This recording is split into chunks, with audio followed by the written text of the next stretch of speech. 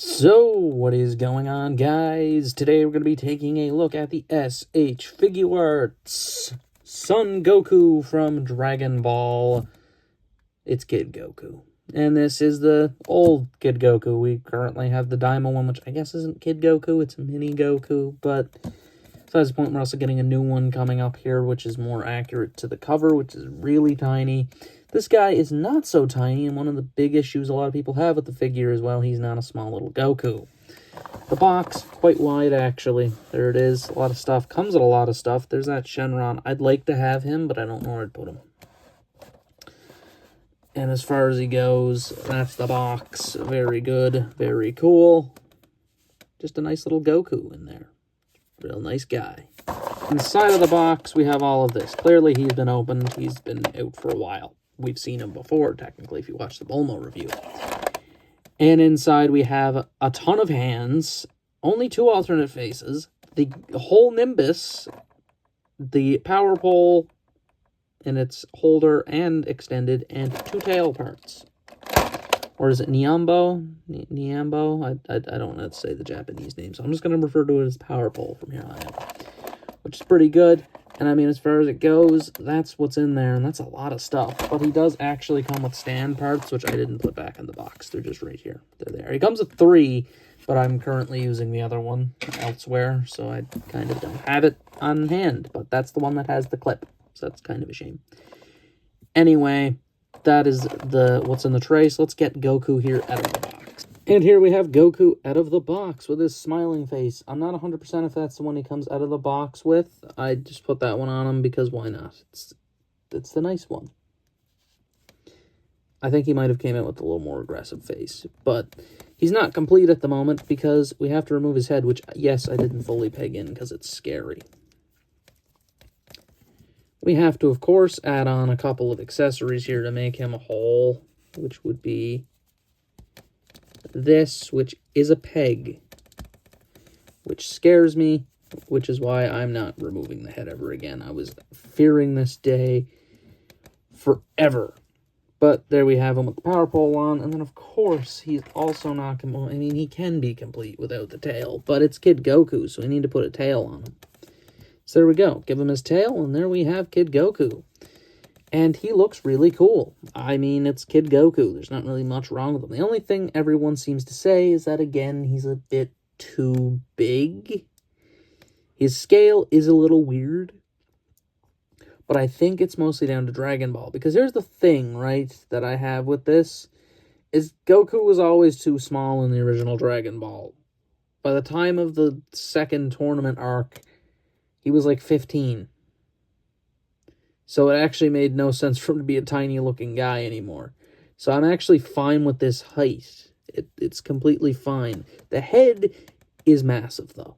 He has a massive head. Comparatively to any other figure I own, nobody comes close except maybe Cell First Form. And that makes sense for Cell First Form. But everybody else, like, here, let's get an adult Goku here, because he's the easiest one to pick up. Look at the head size. It's just massive. He has a massive head on him. Look at him.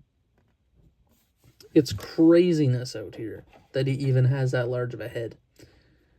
But it still doesn't look bad. The other thing is he has his black belt, and then he has blue shoes and blue wristbands, which... Did he always have a black belt? I could have swore he had a blue belt, too. I know he used to have the red gauntlet parts going on there, but... I mean... The little red versions. I like the blue outfit too, which apparently does have a version. I've never really seen it. I've seen it once on eBay, and I was like, ooh, that's cool. But, you know, little wristbands are just blue on this one. The hair is the hair. It's massive. It's spiky. It's exactly everything you expect it to be on a Goku. And I mean... That's basically him for the most part. His accessories are going to take an hour to get through. They're going to take a long time. He has a lot of hands, like a ton of hands. So let's just start it out with the fists, of course. First up, we have 2 of the most generic hands that any figuart usually comes with. which is the Ki Blast looking hand, and of course a open grip, which in this case does have a purpose. Once again, every single one of the Dragon Ball figures comes with a Dragon Ball, and well, he's no exception, obviously, and he comes with, of course, the 4-star. If he didn't come with the 4-star, that would have been so stupid. He can't hold it too well, though. Hand's a little tiny, but if you can get it posed just right, there we go, you can give him his 4-star Dragon Ball, which looks great. It's just a little 4-star ball. I like that they actually included the Dragon Balls with every figure. And this hand isn't on all the way. I didn't put it on. He has these little itty-bitty balls. Look at them. Look at those, man. That is spooky stuff. I hate looking at the wrist pegs because Yamcha's review that I just did, his wrists were also stressed because his hands would not go on. These like Kakashi level hands, but I'm scared of his breaking because he has really hard to replace wrist pegs. Yamcha doesn't. Yamcha has Goku hands, so that's just easy stuff. Anyway, that's that set of hands. Let's get on to the next set. We then have the Goku stance hand, because of course we have mini Goku stance hands. Another generic hand that comes with a lot of figures. Again, I didn't put it on all the way. And a waving or karate chop hand. Whatever one you want it to be. I use it as a waving hand, personally, for how I have them posed. So it's usable as both, obviously. But I use it as a waving, because it's just kind of nice. You know, it's a nice little hand. It's cool, but that's that set. Now we have one set of hands left. And the last two hands we have here are the peace sign hands, which, yeah, that looks great, doesn't it? And his other hand, which is a grip hand, because he obviously has a power pole. Power pole is right here. It also is on his back, which I'm pretty sure is removable. There it is. You can do that. For continuity's sake, you just have to do that. Come on now. And you can give him his power pole quite easily right there.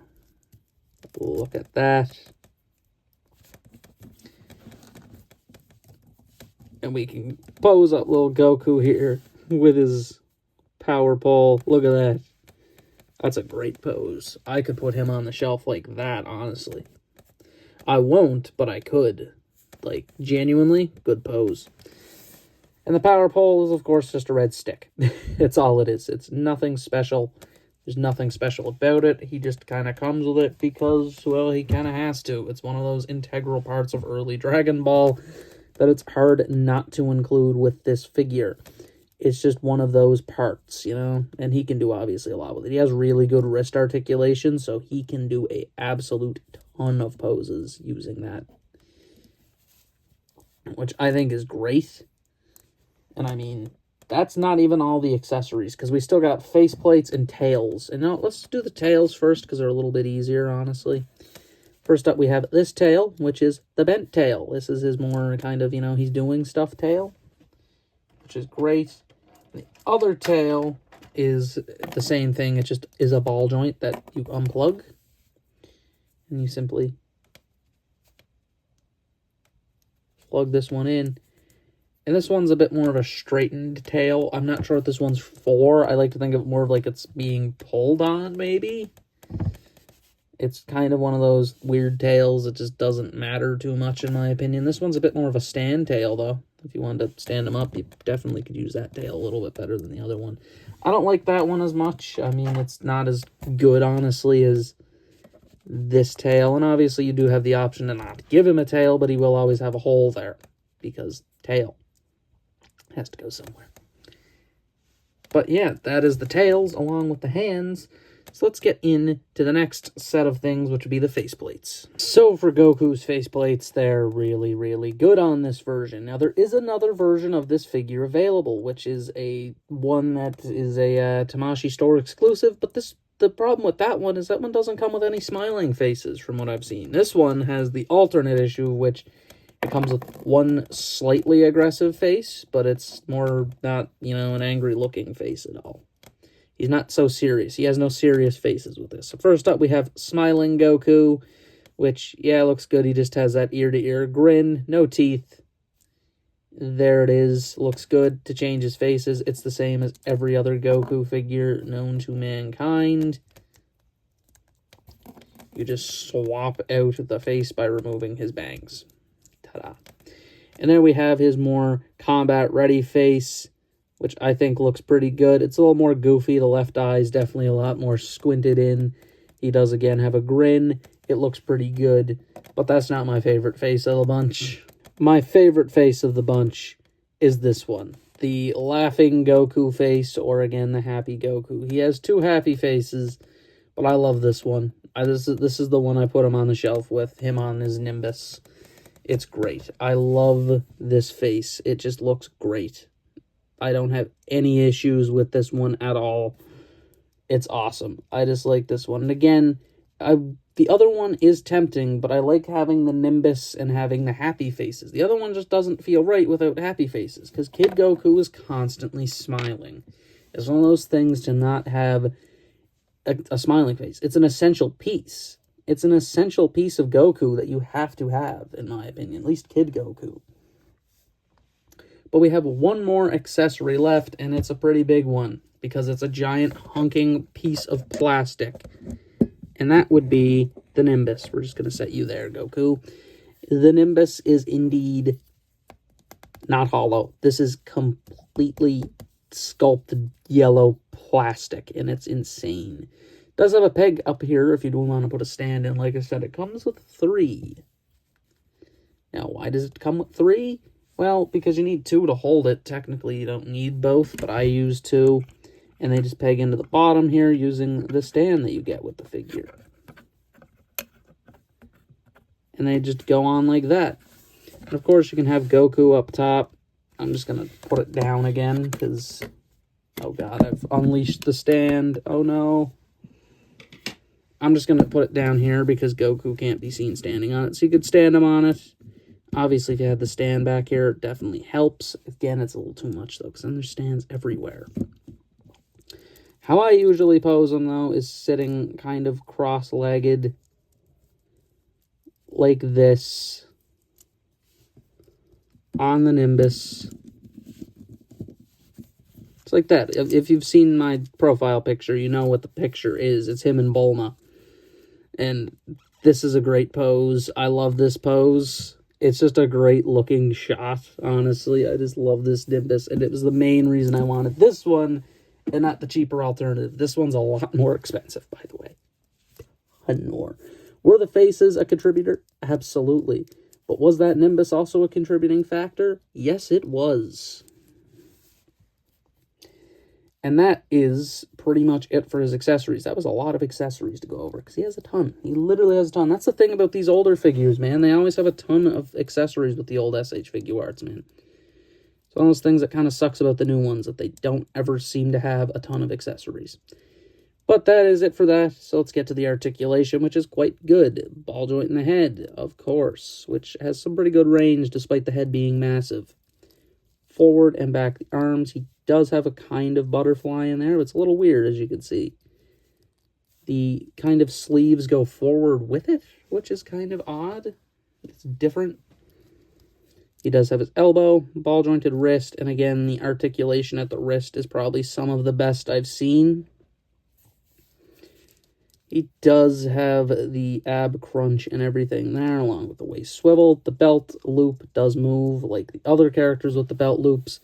Forward and back, outward, a knee joint, which does go a little beyond 90. Foot goes forward and back and has a rotation and a tilt in there. And, of course, he has a toe bend, though very tiny. So he does have all the basic articulation of a Goku. And as far as it goes, that is essentially it for Kid Goku. So what are my final thoughts on him? And as far as it goes, this thing's a great figure. He's great. I love this thing. It's probably one of my favorites I own now. And this is my first time really playing around with it, because I got it, put it on the shelf, and it was always one of those ones that is like, I do want to play around with this figure a lot, but I don't want to break it. Because again, expensive. This guy is not cheap comparatively to the other one. The other one's like $100. This one I got for $2. It's a little more expensive. But again, was he worth it? I mean, again, he ended up being one of my favorites. Unlike Tien, where Tien's kind of like just there to be Tien, this ended up being one of my favorites, and it's part of my favorite display I think I have in general, which is him and Bulma. I love that display of them two for some reason. I absolutely love it. It's my favorite thing. My eye always goes to that, and it is my absolute favorite. But the Goku himself is just an amazing little guy. Honestly, great figure. The accessories, he's complete. He's one of the few figures I think I consider complete. Him not having that kind of angry face is kind of more of a nitpick, because he does have a battle face. But that's the only nitpick, in my opinion. He's a perfect figure otherwise. I know everyone's going to say the scaling's off. The scaling is a little off. Him next to Bulma is a bit odd. You know what? Bulma's up here just chilling. Let me just grab her and just kind of pose her up a little bit, because I had her posed up like she was doing the pose. I'll just fix it up again. I know. Anyway, let's put her. She has her screaming face, because that's how I have her posed. The scaling, it doesn't seem off. If I'm being honest, the head's a bit big, obviously, like I said. But Goku had a big head as it was. Bulma didn't. And I mean, I honestly don't hate the scaling. I don't think it looks that bad. Is it that bad to say? Like, I think that actually looks pretty good. But that's basically it. I mean, this figure is perfect. If you can get them for a good price, I'd 100% do it. And like I said, this is the one I recommend, not the one that's cheaper. The cheaper one is good, but I feel like you're missing some quintessential stuff, like the Nimbus and the faces. The faces is the big one, though. The not having the smiling face with the Tamashii Store exclusive, that one sucks. But this guy here has everything you need. He has everything possible. There's not a thing missed. He comes with stands, which is rare nowadays for figuarts. Only the old figures really come with stands. So him coming with stands is great. And he comes with like 3. That's the wild part. He comes with 3. 3 arms, which is crazy. But that is basically it. I fully recommend him. He's definitely one of my favorites I own. 100%. Like, he genuinely could be my favorite figuart. This thing is great in my opinion. I love this Goku. But that's really all for this review. This has been my review of SH Figuarts Kid Goku. This has been Ilt Alt Elite signing out.